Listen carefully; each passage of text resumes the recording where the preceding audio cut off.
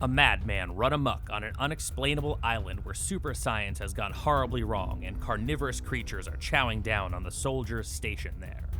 You are a member of a clandestine cleanup crew sent in to clear the air of this tropical hell before the clock runs out. Rocket to Russia is a sci-fi survival adventure one-shot RPG in the vein of Contra and Predator, with a mysterious island in the literal middle of nowhere as its backdrop. Rocket is played using the brand new 3-2-1 action RPG system, where the focus is always on story and fun over physics. Have you ever watched a scene in your favorite action movie and wondered how you could make it work in an RPG? Like dropping a Macho Man elbow on some Martians, or firing a rocket launcher while jumping off a skyscraper? Action makes it simple with rules that run off a single D10. Just let the game runner know what you want to do, and make it so with just one roll. 3-2-1 action is for everybody. And it's the perfect system for cinematic storytelling, whether it's 80s action, crime drama, haunts, heists, mysteries, sci-fi space operas, or weird westerns. 3-2-1 action has got you covered. The Kickstarter launches on Tuesday, February 9th for Zine Quest 3, and will include the rule set for 3-2-1 action, as well as the starter adventure, Rocket to Russia. So get your cheesy one-liners ready and those dice hands rolling, and join us for some action. February 9th on Kickstarter. Ahoy! Joe Buddy Hambone here, and I'm back again with a brand new coupon code from our friends over at Noble Knight Games. This month, it's going to be Love RPGs, and it's going to be running now all the way through Valentine's Day. So you can get $5 off any order of $25 or more, either online or in person over at Noble Knight Games. Now, there has never been a better time than right now, especially if we're still hanging out at home to pick up some more games to play with our friends and family. So swing on by to nobleknight.com and pump in the code LOVERPGs and get $5 off any order over $25 or more. And don't forget, Noble Knight has a killer trade-in program, so if you've got some older games that you're just not feeling anymore, or if you just need to make some space for some brand new ones, Noble Knight's got you covered. So if you're shopping over at Noble Knight Games between now and Valentine's Day, make sure you use the code LOVERPGs. That's LOVERPGS to get $5 off any order of $25 or more from our friends over at Noble Knight Games. This is the Vintage RPG Podcast, your source for the best in classic and contemporary RPGs. With your hosts, Hambone and Stu.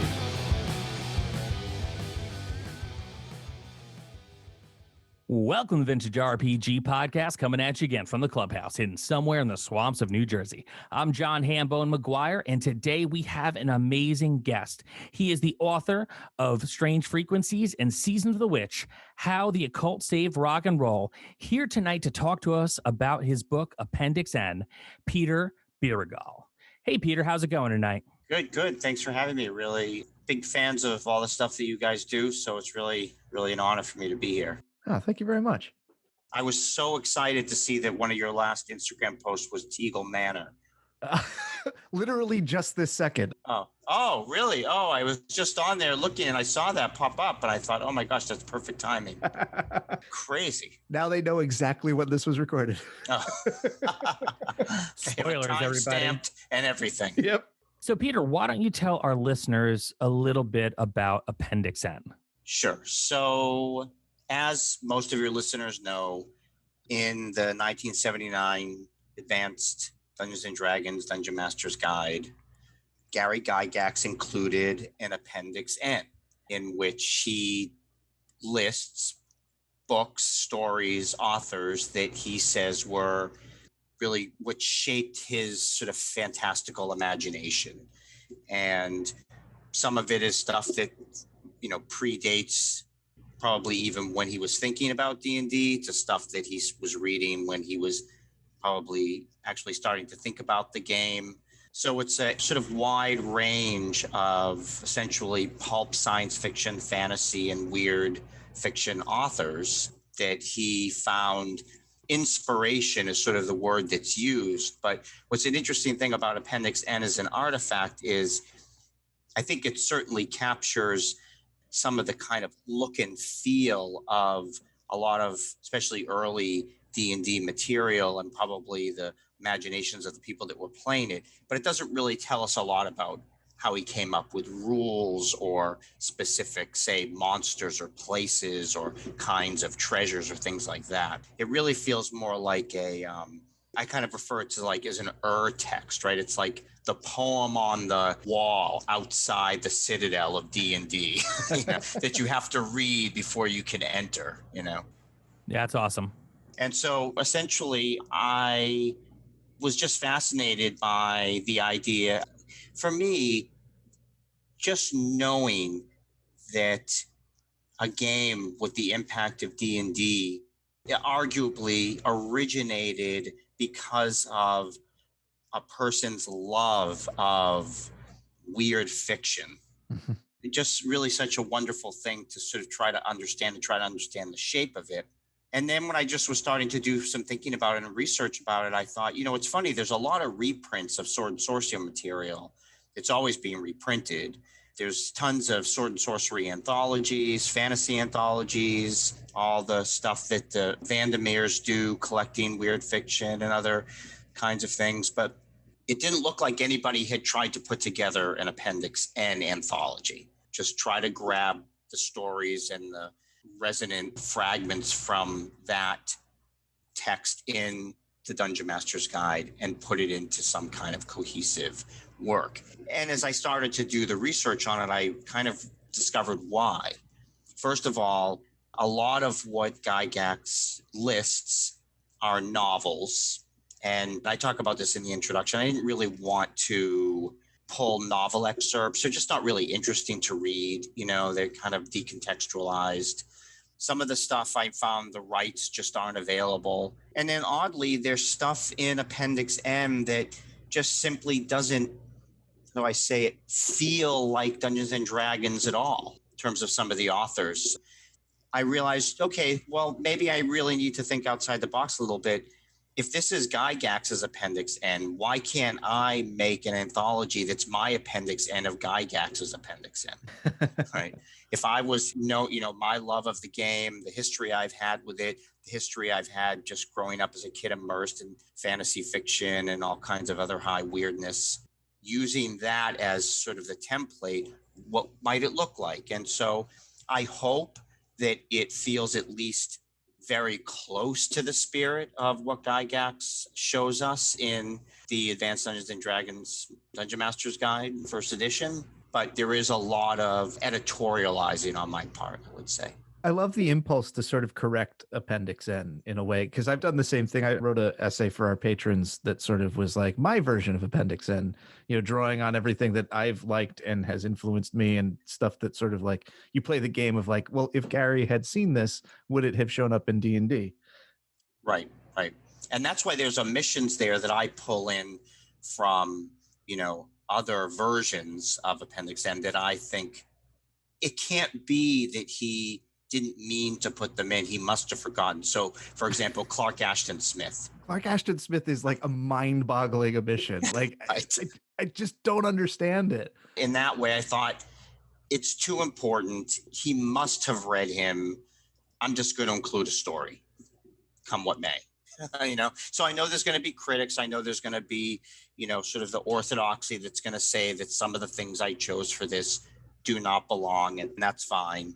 But like I said, I think what I tried to do was, and again, it's not just stories that I necessarily like, although I do love them all in different ways, but they, for me, capture what, especially when I was 13, 14, 15 years old, playing D&D in the late 70s and 80s, what it felt like. And you know what? D&D felt very weird back then. It was, a very small community of people. So it seemed, for me, it was when I first started, it was in Hollywood, Florida. And I bought my first basic box set at a Complete Strategist in Southern Florida and Hollywood. And later, when I was 15, 16 and started getting involved in the hardcore punk scene in Boston and starting to become involved with like fanzine culture and just sort of underground, homemade records and all of that, it looked so much like the early days of what I saw at the Complete Strategist. I mean, look at like the Judges Guild stuff, which you guys are great about showcasing. I mean, if that's not like punk rock fanzines, you know, like they really capture that kind of DIY sensibility. And so the pulpiness of can be gleaned from a lot of the stories and authors that Gygax mentions. I was sort of trying to capture that sensibility. I also kind of love how there's, at least in the first half of the book, there's sort of a through line of jerkiness in a lot of the main characters, the protagonists. They're not what you would call heroes, and that kind of aligns with the sort of the murder hobo idea of D&D. Yeah. You know, like yeah, you know, Fafford and the Grey Mouse. I love those guys. I wouldn't want to really hang out with them. No. And that goes even further with folks like Syrian from the Tanith Lee story. Like that guy's a jerk. Yes. He's such a smug jerk. Yes, exactly. But at the same time, like as soon as I finished reading that story, I was like, I got to get the Daw paperback that collects all of those stories. Like I need that. I want to read them because I want to know more about this smug jerk. Yeah. You know, I had only ever associated Tanith Lee with sort of like a little bit more of the dark fantasy stuff that I think she was more well known for. Yeah, I always kind of had like erotic fantasy things. Yes, yeah, exactly. Right. And I think that was super unfair, obviously super unfair, because I love A Hero at the Gates, like really pitch perfect kind of D&D story. Yeah, it was sad too, because I kind of I think she died maybe in 2015. Yeah. Which is unfortunate because really of all the authors in the main part of the book, only 2 are still alive, Ramsey Campbell and Michael Moorcock. Oh, geez. And that was also part of the issue of getting rights, because I was in many times dealing with estates, dealing with 3-4 times removed, you know, from the author, and the way that rights have changed hands over time and people have bought out, you know, and the way that licensing works. And so there were certain things that I was not able to get. I really wanted a Guy Fawkes Gardner story, but they weren't available. I really wanted one of the stories as part of the Complete Enchanter. Yeah. You know, thought I made the right contacts, but then, you know, people don't get back to you and I have a deadline and it just doesn't make it into the book, right? So, but then somebody like Ramsey Campbell, I wrote to him, said, I found your story Pit of Wings in Swords Against Darkness. It's a fantastic sword and sorcery tale. Do you think I could use it for this book I'm putting together? 5 minutes later, I got an email back from him with a PDF of the story already formatted and everything, you know. You never know. And that was, again, part of the challenge of it. I will say, though, and I've talked about this before, the Science Fiction and Fantasy Database. Are you aware of that website? That's sort of the gigantic online bibliography of like who worked on what, like artists and whatnot. Yes. And that was essential. Just on there today. Yeah, fantastic website.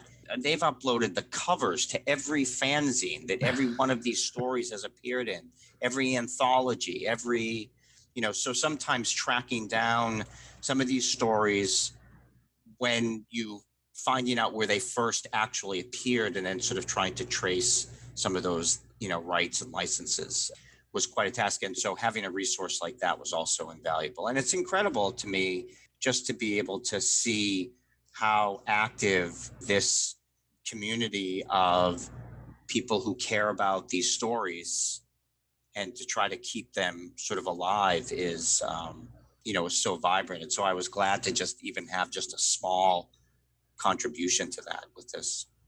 That's an interesting thing. There's a whole bunch of sort of critical culture that has sort of sprung up around Appendix N. There's podcasts devoted to reading all through the stuff that's in the original Appendix N. There's Goodman Games sort of directly turns to Appendix N to create their content for Dungeon Crawl Classics. That's right.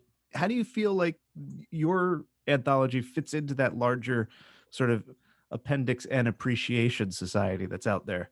I mean, I think it's trying to do hopefully some similar things, which is one to be this persistent reminder that nothing happens in a vacuum, that Gary Gygax read a ton in science fiction and fantasy when he was growing up. You know, it wasn't like D&D and all the various ways it can play out came to him as a vision, right? I mean, he's thinking about Conan, you know, crawling through some dank dungeon when he's thinking about I think, what a dungeon crawl might look like.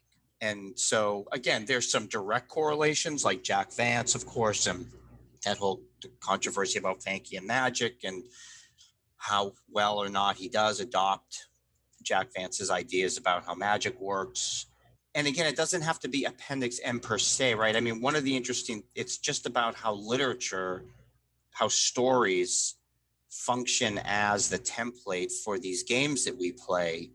And so storytelling is the thread through. D&D, as much as its origins are in it, is not a war game. We're not dependent on the historical accuracy of what happened, right, during the battle of some minor battle of the Eastern Front, where you have to have, and you're really just trying to replay a certain scenario with maybe different weather conditions, right? Which has its charms. What a strange hobby. I'm sorry.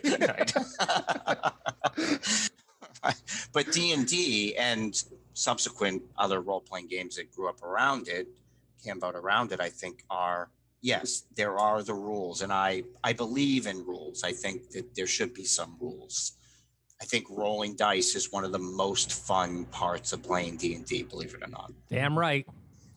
But there still is that part of creating these narratives. Even if the narratives are just one night, everybody goes to the dungeon, everybody dies that day. That's fine. It doesn't always have to be the epic, your characters grow old, your characters, whatever happens to them.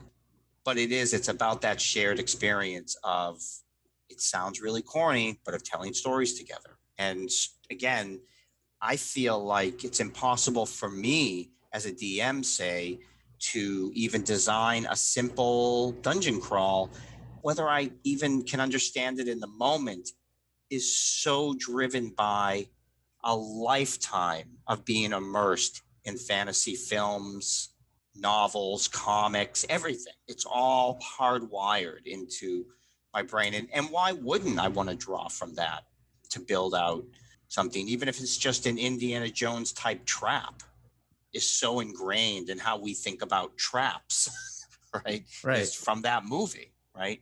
And like when you're playing Dungeons and Dragons, being original and creative is almost like the worst option. You always kind of want to throw those callbacks to stuff that everybody at the table is familiar about, right? That's the stuff that seems to bring, the best reactions out of groups, for me anyway. Yeah. The ones that reference stuff. That's right. And this is going to get controversial, and I don't mean to, but maybe it is what at least spiritually in some ways connects 5e to first edition, is the inclusion of a list of suggested readings. Well, I mean, it's an interesting question. Why doesn't the fourth edition include any references to other fantasy in that way? In this, here are some books and stories that you should read. The second and third don't have appendixes or recommended reading. No, I don't. I mean, unless I got it completely wrong, but 2, 3, and 4 don't. 2 only the Moldave red box. Yeah. But not the subsequent one. Metzner got rid of it, interestingly. Yeah. And the one in the basic set, the Moldave is called Inspirational Source Material. What's fascinating about that list is D&D had sort of already been around for a couple of years. And so there's a lot of stories in there and suggested books that look a lot more like that high fantasy that's really starting to take off in the 80s, which I think is very much because of two things, really, probably because of D&D, but also, of course, because of the resurgence of Tolkien. And that gets to a really interesting question, which is, where is Tolkien in D&D for Gygax? I mean, he's sort of seems to talk out both sides of his mouth sometimes, but for the most part, it seems that he wanted to argue that, yes, he was inspired by Tolkien, but you could not play D&D in a Tolkien world. And I think that that's borne out by the stories that are in Appendix N. I feel like there's a strong argument that the Tolkien-ness of D&D is canny marketing more than substance. Right. Like it's the candy coating, because there's thematically, there's like no connection. But Conan it seems like that's organic to the game. Yeah, Conan and like Fafhrd of the Grey Mouse are like the two real things that make you understand D&D isn't about like high fantasy crazy quests. Like it can be. It's about misadventure. Right. It's about things going terribly wrong and harebrained schemes. Right. Which is also, and you see that in the early game, I think, with just how low people's hit points were, right? Yeah. Yeah, I mean, you were meant to not survive the adventure, and if you did, it was by the grace of whatever deity you subscribed to. Right. Right. And with that, my question to you is, Appendix N, the original Appendix N, covers up until a very specific certain year in publications with the release of Dungeons and Dragons. And if an Appendix N is missing from, say, like a second or a third edition, what do you think it would have or should have been made up of? Because at that point, you have a different generation of players starting to filter into the game. Would it have been things like the movie Excalibur or other types of fantasy that had been evolving and cinematically being shown throughout the 80s? I think you would probably see more sort of Shannara-like things, right? So that that epic high fantasy starts to really come in. And yes, absolutely. I mean, think about, even for me, the Hobbit cartoon had such an impact on even what I thought D&D looked like for all intent and purposes. I thought magic users looked like that Gandalf. Yeah. Yeah. That's 100%. How I always imagined them. Even if I decided I was going to play a magic user, nobody said, how old is your character? Right. That was just, you played a wizard. That's probably how you imagine, at least how I imagined it. There's a Caldwell painting in second edition of a party going up against a Draco Lich, and there's a magic user at the front of the battle, and it's a lady, and she's wearing pants. And I was just like, this is weird. Why isn't she wearing a robe like Gandalf? Like, it's just one of those little things that I totally agree with you. Like magic users look like the Hobbit's Gandalf. Right. And it's a feedback loop, right? So I think, John, in some ways what you're talking about is it perpetually looks the same even as things get sort of added onto it, but those tropes still kind of persist, those essential tropes. And you start to see maybe more adult themed type things, right? And that's why I do, and again, it's maybe a little bit of a controversial stretch, but I realized too, when thinking about my Appendix N, thinking about the other kinds of things that the early players and the people who are developing the game were exposed to, like early fanzines, comic books, like early Doctor Strange stuff is in there somewhere. Oh, yeah. Right? Like it has to be. But, he didn't mention comics. Creepy and Eerie magazine, wonderful fantasy tales show up in there. So I had discovered a story by the artist Frank Brunner, which was this character that appeared in Star Reach magazine and Dragoness. And so I thought, you know what, why not, especially for a book like this, have a little post-Appendix N story that I think in some ways captures a little bit of what's missing, which is comics, which I really would think would have had an impact. And also maybe a little bit of a look into really the things that I was exposed to when I really started playing D&D. Especially, Frank Brunner was also drawing Doctor Strange around that time. And, it's just some of the best comics that Marvel was doing then. And the fantasy elements there, the weirdness of it all, again, it goes back to how weird and how much I love that weirdness of D&D at the time. That being said, though, when Appendix N was originally written by Gygax, weren't comics still viewed as kind of a lower art form and a lower form of expression versus, say, novelizations and movies? Yeah, but I think that it's more likely if the pulps that he was reading are going to be more of a kindred to the comics. Right. Okay. Yeah. But certainly, yes. Although, it's funny, look at a movie like Beastmaster and you would say, I'd rather read Doctor Strange not that I don't love Beastmaster, but, I mean, who doesn't? Right. It's a classic for a reason. Exactly. I understand what you're saying, though. And I think that's an interesting approach to the idea of a modern Appendix N. You know, you cut your teeth studying essentially religion and culture at the Harvard Divinity School, right? Yeah.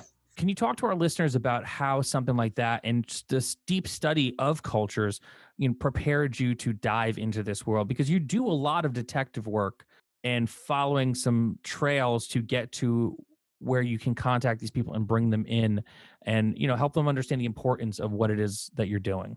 Yeah, that's a really good question. I mean, it feels like these parts of my life seemed somehow disparate, but then I realize, you know, after, as you get to a certain age and you look at a career, you look at all the work that you've done and you realize it's all been one path.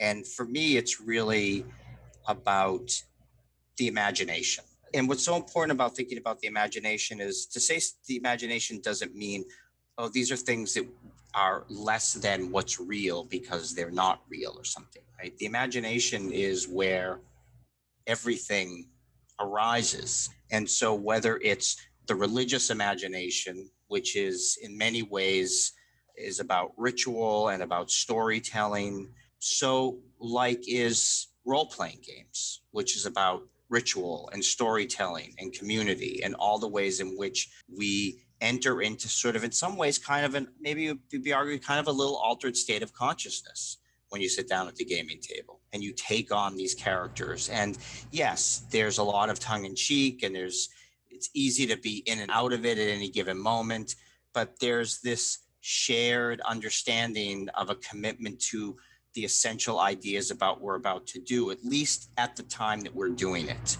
So we have that, which I think is really a shared activity that stretches across what it means. You know, again, I'm using sort of maybe hyperbole here, but what it means to be human, to have these shared communal ritualized storytelling experiences.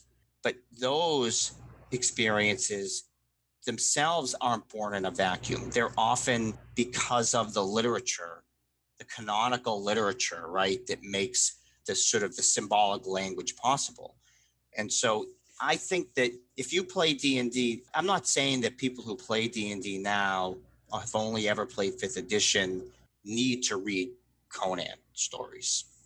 But I think that there would potentially add a color, again, to your imagination to read these stories, to read the stories that Gygax originally thought these sort of canonical texts, not canonical texts of D&D, but the canonical text of his imagination.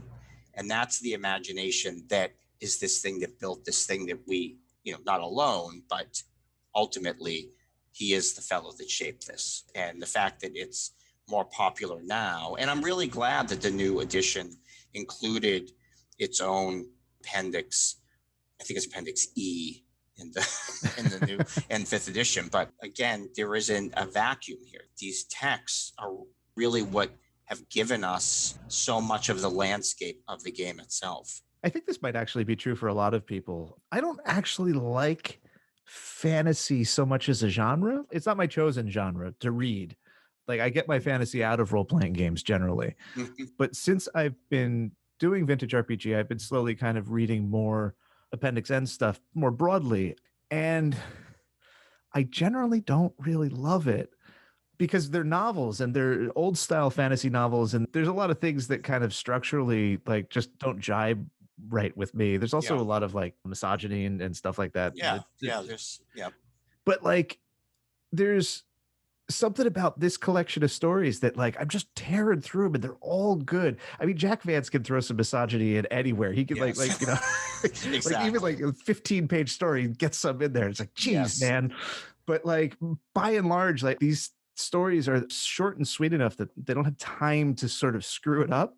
Yes. And I'm just so engaged by them in a way that like I'm not by regular fantasy, certainly not modern fantasy that's like 900-page books. Right. Yeah, I think that that's what's amazing about a lot of these tales is that they are these short, sharp shocks of adventures. Yeah. You know, and I'm glad that you spoke to that issue. You know, there definitely is that problem, you know, with a lot of these stories.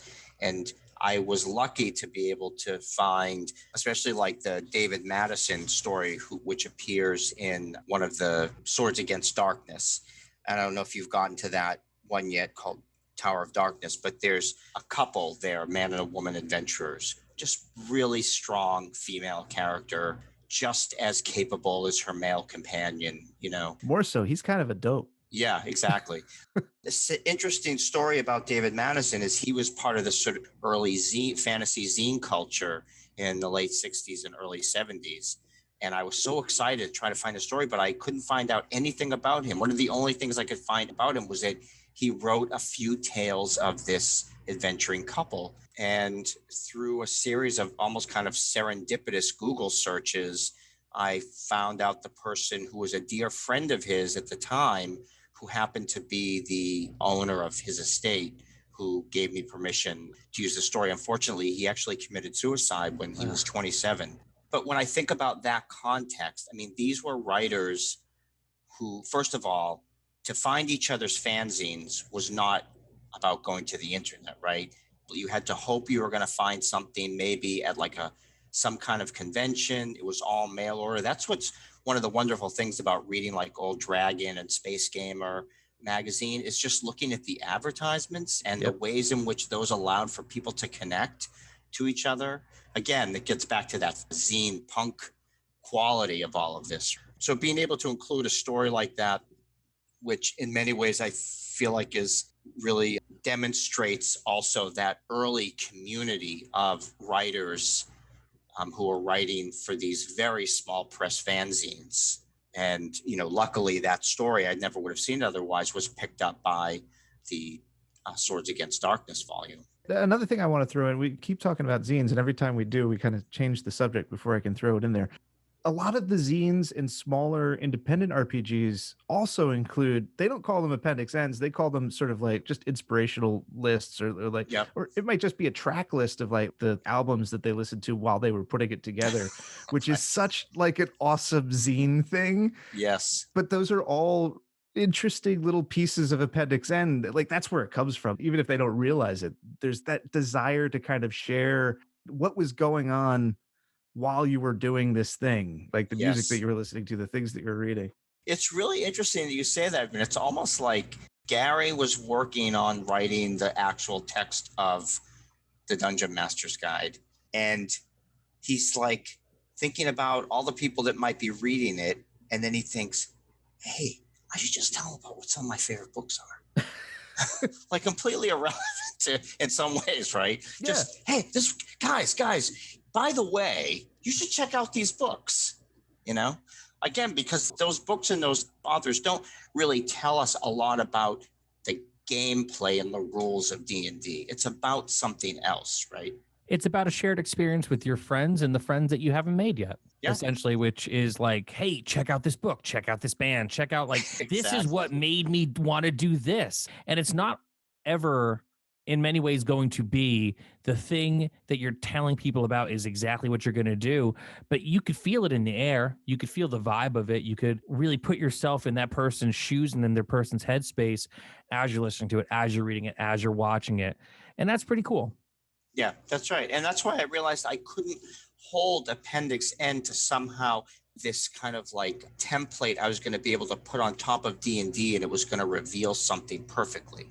When putting it together, I thought, well, it is D&D in some form. So why can't it be kind of, again, my sensibilities around D&D that I believe that Gygax shared in some essential way and ultimately inspired me and inspired the games that I played and those wonderful weird modules, you know, that we got to, you know, read for the first time then. And it's a love letter to all of what is the ways in which D&D shaped sort of my imagination, shaped cultural imagination. And so I like this idea that anybody's list now of things that inspires them to think about role-playing games is their own Appendix N.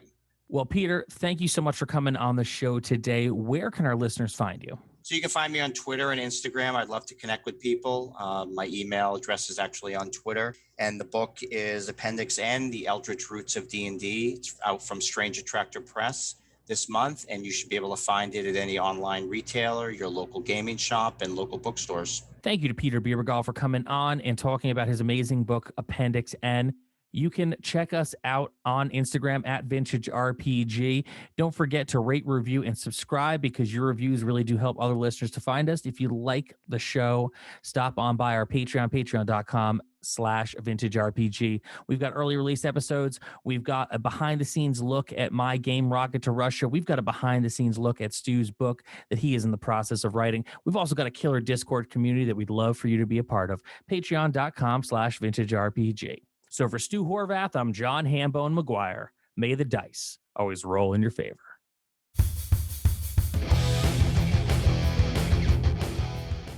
Thanks for listening. Don't forget to like, review, and subscribe to the podcast. Every review helps other listeners to find us. The Vintage RPG Podcast is a ham-fisted production. Music by Dega West. Art by Schaefer Brown. If you like the podcast, you should also consider becoming a patron at patreon.com.